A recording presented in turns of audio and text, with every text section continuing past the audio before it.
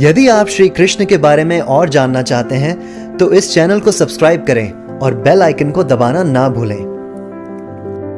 जो व्यक्ति अपना सारा समय या अधिक समय लेस इंपॉर्टेंट चीजों पे लगाता है वो ज्ञानी है या अज्ञानी? तो एग्री करते हैं? अज्ञानी व्यक्ति सफल होगा या असफल? असफल व्यक्ति सुखी होगा या दुखी? अब मैं स्टेटमेंट रिपीट कर रहा हूं आपके आंसर्स के अनुसार। जो व्यक्ति अपना सारा समय या अधिक समय कम महत्वपूर्ण वस्तुओं पे लगाता है वो व्यक्ति अज्ञानी है, और अज्ञानी होने के कारण वो असफल होगा। असफलता का अर्थ है कि वो दुखी होगा। राइट? अब मैं आपके समक्ष कि जीवित शरीर और मृत शरीर में से दोनों में से कौन सा अधिक इंपॉर्टेंट है? मैं इंटेल में लेक्चर दे रहा था यूएस में, तो वहां एक चाइनीज उठा, उसने कहा डेड बॉडी। क्या कहा? दिमाग तो ज्यादा चलता ही है। तो मैंने कहा you are right, but dead body also should be use for the living body. आप मेडिकल साइंस के अंदर क्या करते हैं? डेड बॉडी को तो यूज करते हैं, डाइसेक्शन करते हो समझने के लिए इंटरनल पार्ट्स क्या है, कहां क्या है, कैसे मरा, क्या हुआ। परंतु dead body is not use for another dead body, it is use for a living body. तो जब कोई चीज किसी चीज के लिए इस्तेमाल करी जाती है तो वो चीज क्या बनती है? ज्यादा इंपॉर्टेंट होती है ना प्रभु जी? बड़ा सिंपल है।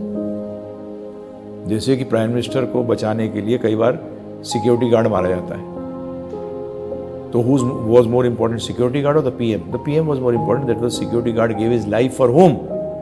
The PM, president of the country, और कुछ भी आप लीजिए। तो ये इसलिए बोल रहा हूं कि मेरे को एक ऐसा क्वेश्चन आया था, एक ने उठा के डेड बॉडी कह दिया था। ठीक है जी, हम क्लियर हो गए। तो living body is more important than the dead body. Absolutely right. Now question, living body और डेड बॉडी में दोनों में कॉमन चीज क्या है? Absolutely right. दोनों में कॉमन क्या है? फिर से लास्ट क्वेश्चन, लिविंग बॉडी और डेड बॉडी में ज्यादा इंपॉर्टेंट क्या है? Living body. Second question, living body और डेड बॉडी में कॉमन क्या है? बॉडी, शरीर। थर्ड क्वेश्चन, अब प्रश्न सिंपल आंसर देना जो कि बिल्कुल सिंपल समझ सके। ठीक है जी? हम लोग कई बार बड़े बड़े शब्द फेंकते हैं परंतु उनके अर्थ नहीं जानते। सिंपल, दोनों में कॉमन बॉडी है। ठीक है जी? तो लिविंग बॉडी को डेड बॉडी से ज्यादा इंपॉर्टेंट क्या चीज बनाती है? Simple language. अभी आप सोल बोलते हो तो मुझे जूते का सोल नहीं सुनाई देता, और हकीकत में देखा जाए तो ये गायब ही हो जाता है डेड के अंदर। अगर आप बोलते हो ना ये बॉडी पड़ी हुई है, तो जिंदा है मरी हुई है? मरी हुई है। ज्यादातर ऐसे बोलते ना, body is lying there in the mortuary, शरीर पड़ा है। तो लाइफ ने इस बॉडी को इंपॉर्टेंस दी। एग्री है ना जी? उसका मतलब बॉडी से ज्यादा इंपॉर्टेंट क्या हुई? क्योंकि दोनों में कॉमन है। जैसे दो रिंग्स हैं, एक रिंग में डायमंड रिंग है, एक है normal ring. Which is more costly? Common क्या है दोनों में? Ring. What makes this diamond ring more important than the normal ring? The diamond. उसमें जो हीरा लगा हुआ है that is more important than the normal ring, क्योंकि रिंग तो कॉमन है दोनों में, सिर्फ डायमंड जो है उसको महत्वपूर्ण बना रहा है। तो इसी तरीके से जीवित शरीर और मृत शरीर में जीवित शरीर ज्यादा इंपॉर्टेंट है। कॉमन क्या है दोनों में? सामान्य क्या है? दोनों में शरीर है।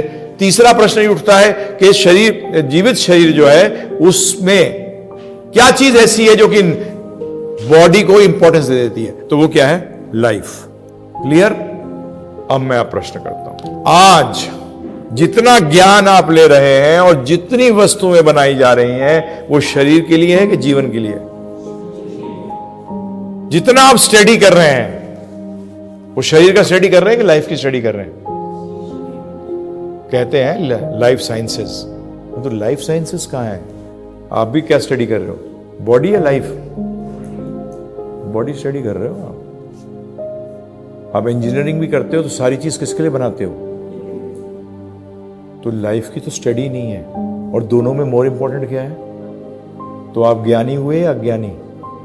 अज्ञानी व्यक्ति सफल होगा या असफल? सुखी होगा दुखी? आप ही ने प्रूव कर दिया। CPCTC है ना, हमारे टाइम में QED होता था।